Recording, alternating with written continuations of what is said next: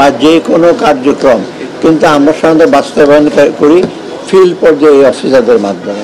এবং আমি সবসময় বলি যে ফিল্ড পর্যায়ের অফিসাররা যদি এফিশিয়েন্ট হয় এবং সত্যিকার যদি সেবক হয়, তো মানুষ যদি সার্ভিসটা পায় তো সবচেয়ে ইফেক্টিভ হয়। এবং বাংলাদেশের কনটেক্সটে সবচেয়ে বড় দুর্বলতা হলো আমরা যে কোনো পলিসি নেই বা যে কোনো অ্যাকশনই নেই, সেটা বাস্তবায়নটা কিন্তু আমাদের সময় লাগে বেশি। এই বাস্তবায়নটা হলো সবচেয়ে বড় দরকার এবং তারা ফিল্ড পর্যায়ের অফিসারদের তাদের আমাদের সহযোগিতা। আর তাদের পক্ষ থেকে কিছু কিছু আপনার ইসে আসছে সাজেশন, যেমন দুর্গম পার্বত্য অঞ্চলে যারা থাকে তাদের আপনার এক থানা থেকে এক জায়গাতে প্রচুর সময় লাগে, সেখানে তাদের যে অ্যালাউন্স দেওয়া হয় এইগুলো আমরা বলছি আমরা তাকে বিবেচনা করব, কারণ ওখানে যারা থাকে এটাকে আমরা অনেক সময় বিদেশে বলি ডিস্টার্ব এরিয়া আর কি, সেখানে আপনার করতে হলে তাদের অনেক লাগে। তারপর মানসিক প্রতিবন্ধী অনেক জায়গায় আছে। তারপর কিছু কিছু জায়গায় সবচেয়ে আরেকটা আসছে যে SME, small and medium enterprise, এখানে বিভিন্ন জায়গায় লোন পায় না এই ব্যাংকের থ্রুতে, কারণ তারা রিচ করতে পারে না। এইগুলো আসছে। আর একটা কতগুলো আসছে যে আপনার আরেকটা ইম্পর্টেন্ট জিনিস আসছে যে গ্রাম অঞ্চলে বা থানায় অনেক ব্যবসায়ী আছে প্রচুর আয় করে, কিন্তু তারা ট্যাক্স বা ভ্যাট দেয় না। এটা আমাদের জন্য একটা কনসার্নের ব্যাপার। ওই ট্যাক্স নেটটা বাড়াবার জন্য এনবিআর চেয়ারম্যান ছিল, আমরা চেষ্টা করছি। কারণ শহরে আপনারা দেখেন অনেকই ট্যাক্সের আওতা আছে, যে কোনো দোকানদার, কিন্তু অনেক গ্রাম অঞ্চলে এটা আসে না। বিআর আছে, তারপর আমাদের ব্যাংকিং ডিভিশন আছে, এখানে সিএজি সাহেবও ছিলেন।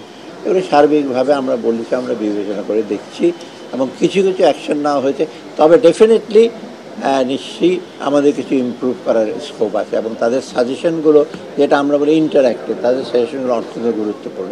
আমরা চেষ্টা করব তাদের সাজেশনগুলো জানতে, আর তাদের সাথে আরও বেশি যোগাযোগ সরকার। এটা আমি অবশ্য বলেছি যে আপনাদের যদি স্পেসিফিক প্রবলেম থাকে মন্ত্রী পরিষদের সচিবের মাধ্যমে বা আপনার কমিশনারদের মাধ্যমে সেগুলো আমাদের জানায়, অর্থ মন্ত্রণালয় হোক, যে কোনো মন্ত্রণালয় জানায়, আমরা চেষ্টা করব সমাধান করতে। ধন্যবাদ। ওই তো সাজেশন করলাম, দুর্গম অঞ্চলে যারা অফিসার তারা যাইতে পারে না, ট্রান্সপোর্ট অন্যান্য কষ্ট দরকার হয়, তো এসএমই লোন পাচ্ছে না, সেগুলি কীভাবে করা যায় বাংলাদেশ ব্যাংকে বলা এবং অন্যান্য ব্যাংকে বলা। তারপরে ট্যাক্স নেটের আওতা আসে না অনেকে, তারা বলে যে আমরা তো ওখানে জানে ব্যবসায়ীরা অনেক আয় করে। তারপর আরেকটা জিনিস আসছে অনেকে আমাদের, সেটা খুব ইম্পর্টেন্ট, যে আমরা কিন্তু সবসময় ডাক্তার, ব্যবসায়ী অনেকে কিন্তু আমরা ক্যাশ ট্রানজ্যাকশন করি এবং ক্যাশ ট্রানজ্যাকশন করলে কিন্তু ট্যাক্স বা হিসাবের আওতায় আনা যায় না। এবং এটা ভালো সাজেশন যে আমরা যদি আপনার এই যে ক্রেডিট কার্ড বা মোবাইল ইসের মাধ্যমে করি, এটা কিন্তু সবচেয়ে বড় জিনিস, কারণ যতই আপনার ইসে করবেন, ডিজিটাইজ করবেন, ততই কিন্তু সবচেয়ে বেশি হবে। কারণ একটা এক্সাম্পল, ডাক্তাররা আমার কাছে ফি নেয়, ক্যাশ নেয়, তাই এটা কোনো রিসিটও তো আপনার নেন না, কিন্তু সেটা যদি আপনি আপনার ইসের মাধ্যমে দেন তখন তার একটা রেকর্ড থাকে। এবং এই জিনিসগুলো বিদেশে কিন্তু সবই রেকর্ডেড, এভরিথিং। এই জিনিসগুলো আমাদের এখন একটু আমরা দেখবো, অর্থ মন্ত্রণালয় থেকে এটা বলেছে। আপনি জানেন এবার তো ট্যাক্স রিটার্ন প্রায় 12 লক্ষের বেশি ট্যাক্স রিটার্ন আছে, মানে ঢাকা চিটাগাং 14 লাখ না, এটা মোটামুটি। আমরা চাচ্ছি যে সবখানি ফেসলেস যেন থাকে, কাস্টম অফিসার বা ইসে অফিসার, ট্যাক্স অফিসার আমি না দেখি, আমি প্রক্রিয়ার মাধ্যমে দেখলেই তো, চেহারা দেখলেই তো আপনি জানেন, আপনিও চেষ্টা করে থাকে, কনভিন্সে সেও চেষ্টা করে, জেনারেট করা একটু সহজ। বড় বড় মেগা প্রজেক্টটাতে বড় বড় যন্ত্রপাতি আনবেন, ইনফ্রাস্ট্রাকচার হবে, ক্যাপিটাল ফরমেশন হবে, কিন্তু আউটপুটটা আসতে 10-15 বছর লাগবে, যেটাকে আমরা জেস্টেশন গ্যাপ বলি। আমরা এখন এডিপিতে আপনি দেখবেন আমরা যেগুলো যে লোকাল বেজ, লোকাল নিড, এইগুলো করলে সুবিধা কি, আমার ইনফ্রাস্ট্রাকচার ডেভেলপ হবে এবং এমপ্লয়মেন্ট জেনারেশন হবে। এইটা আমাদের শুধু ইনফ্রাস্ট্রাকচার না, অন্য অন্য শিল্প যেন আমরা বাইরের দিকে করতে হয়। যেমন আমরা সবসময় বলি যে রুরাল এরিয়া মানে এখানে এগ্রিকালচার না, non farm income is very important. এবং ওখানে যদি আপনি আইটি, ইলেকট্রিসিটির ব্যবস্থা করেন, সেটা একটা শহরের চেয়ে বেড়ে। চায়নার এক্সাম্পল দেখেন না, ইকোনমিক সমস্যাগুলো আছে, যে সমস্যাগুলো আমাদের ঢাকায় ডাইরেক্টরেট অথবা সচিবালয় অথবা মন্ত্রণালয়ের সাথে যোগাযোগ, এইটা একটু তারা মনে করতে হবে। এটা আমরা সাজেস্ট করি, অলরেডি কিন্তু কোঅর্ডিনেশন কমিটি আছে আপনি জানেন কমিশনারদের, ওটাকে আরও জোরদার করতে হবে। এবং জোরদার করার জন্য আমরা সাজেস্ট করেছি প্রয়োজনে শুধু অফিসারদের না, আপনি ব্যাংকের কর্মকর্তাদের আনবেন, তাই না, ডেভেলপমেন্ট যারা অন্য এজেন্সি আছে, অথবা ব্যাংকের কর্মকর্তা না হলে আপনি বুঝতে পারবেন না কোথা কী লোন হচ্ছে। খালি যদি আপনি ইঞ্জিনিয়ার আর ডাক্তার আর সরকারের অফিসার যদি না থাকেন হবে না। ওই কোঅর্ডিনেশন কমিটিতে আরও সবাইকে সম্পৃক্ত করতে হবে, তবে হ্যাঁ না সেটাই তারা না তারাই তো রেস করেছে যে অনেক ব্যবসায়ীরা অনেক আর্ন করে, তখন এনবিআর বলছে এখন কিন্তু ওখানে স্পেশাল ড্রাইভ দেওয়া হচ্ছে। ওরা বলে আমরা দেখেছি আর্ন করে, কিন্তু ওরা তো ডিসির তো ওই টার্মস অফ রেফারেন্স না, ওখানে ট্যাক্স আছে। ডিসির আইডেন্টিফাই করতে পারে, একটা বড় ডিটেল শপে দেখেন না, যে কোনো থানা হেডকোয়ার্টার বড় বড় দোকানগুলি আছে, সেগুলো কিন্তু তারা এখন একটু ট্যাক্স নেট, কারণ আমার ট্যাক্স নেট না বাড়ালে কিন্তু আমি এমনি তো আপনারা বলছেন ভ্যাট কমান, তারপর ট্যাক্স কমান, এইগুলো তো আমরা চেষ্টা করছি ওটাকে সহনীয় পর্যায়ে রেখে যাতে নেটটা বাড়ানো হয়, রেটটা না বাড়িয়ে যাতে আমরা নেটটা বাড়ে, এটা আমরা দেখি এই বাজেট আমরা চেষ্টা করবো। বাজেট নিয়ে কোনো কথা হয়েছে কিনা? সাজেশনগুলো থেকে উঠে আসা একটা বিষয়ের নাম কি আপনি বলবেন যে যেটা আসলে পদক্ষেপ নেবেন বা কোনো সিদ্ধান্ত নেবেন? সেটা আমি বললাম লোকাল এমপ্লয়মেন্ট, তারপরে আপনার ট্যাক্স রেট বাড়িয়ে যে রাজস্বটা যেটা আরও বিস্তৃত করতে পারি, সেটা ইভেন প্রত্যন্ত অঞ্চল। আপনি ট্যাক্স কি ঢাকা চিটাগাং বড় শহরে করবেন, অনেক ইস্যু আছে, সেখানে ডিসিদের অনেক এখতিয়ার আছে।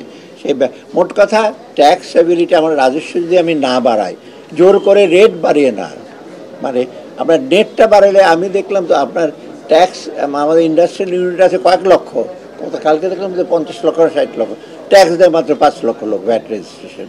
এটা কোনো সম্ভব? হ্যাঁ, তারা ওই যে আইডেন্টিফাই করে তারাই প্রথম রেজ করলো যে ট্যাক্স দিচ্ছে না, তো এনবিআর থেকে বলা হয়েছে যে আমরা ওখানে ইন্সপেক্টর পাঠাচ্ছি, তারা যেন ওখানে হেল্প করে। আইডেন্টিফাই করলে তো আপনি ধরতে পারবেন তাকে।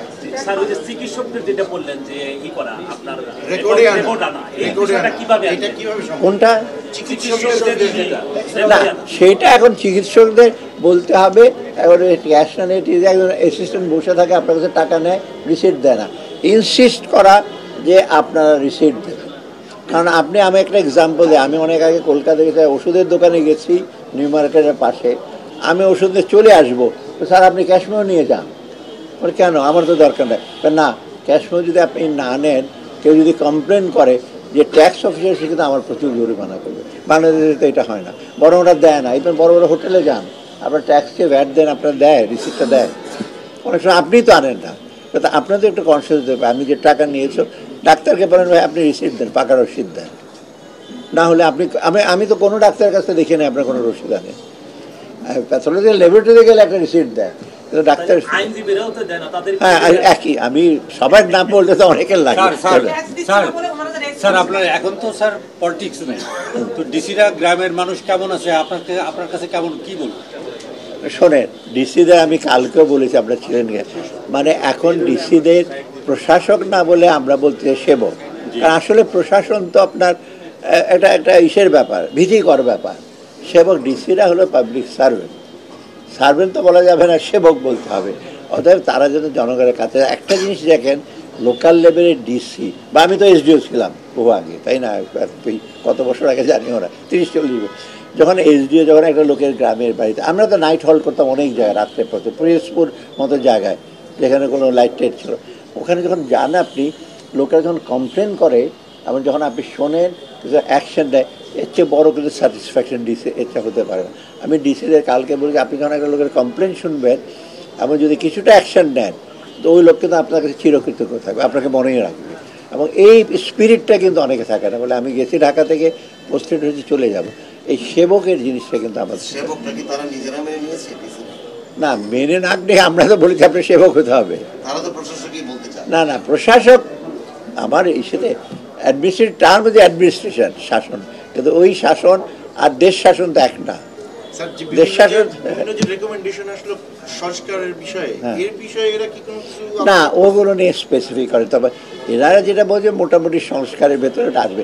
এখন আমরা রাজনৈতিক এগুলি নিয়ে মতো আলাপ করে নেই, অর্থনৈতিক জিনিসগুলো এগুলো যারা বলেছেন, অর্থনৈতিক ইস্যু তো আসলে কোনো সংস্কার কমিশন, এটা তো আমরা বাংলাদেশ ব্যাংক এনবিআর করছি।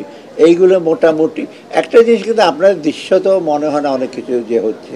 কারণ আমি বলি, বাইরে যখন আমি যাই, বাংলাদেশের ইমেজ কিন্তু বাইরে অনেক বেটার, বরং আমরা বাঙালিরা চেষ্টা করি ইমেজটাকে ডিস্টার্ব। আমি কিছুদিন ইফাদে গেলাম, রোমে, 120টা দেশ, সেখানে প্রথম সেশনে প্রফেসর ইউনূসের ভিডিও বক্তব্য দিয়েছে, আমি ফার্স্ট রোতে বসা, 120টা দেশের মন্ত্রী, 3-4জন প্রেসিডেন্ট ছিল, তাই না? তো প্রফেসর বক্তব্য দিয়েছে, তখন আমি তো নিজেকে খুব বিষয়ে ইলেটেড ফিল করলাম। আমি বসে আছি সামনে, এবং উনি যে সময় দেশগুলি করে বলে অন্যান্য দেশের সাথে ডিফারেন্সটা কি, ওনাদের বলে আমার কেনিয়াতে এতটা খামার করেছে, কিন্তু উনি বলছেন আমাদের প্রবলেমগুলি কি জলবায়ু, দারিদ্র্য, হেলথ, এডুকেশন, এটা কিন্তু জেনারেল। এবং পরে তো ইফাদের প্রেসিডেন্টের সাথে আমি দেখা করি, আর একটা ইফাদের প্রেসিডেন্ট 120টা দেশের মধ্যে হার্ডলি 4-5 জন মন্ত্রীর সাথে দেখা করেছে, তাও ওই সাইড লাইন মানে ওই এই সালাউদ্দিন কেমন নো, তার অফিসে ফর্মালি তার টিম ডিজিএফ এর সাথে কথা বলেছে।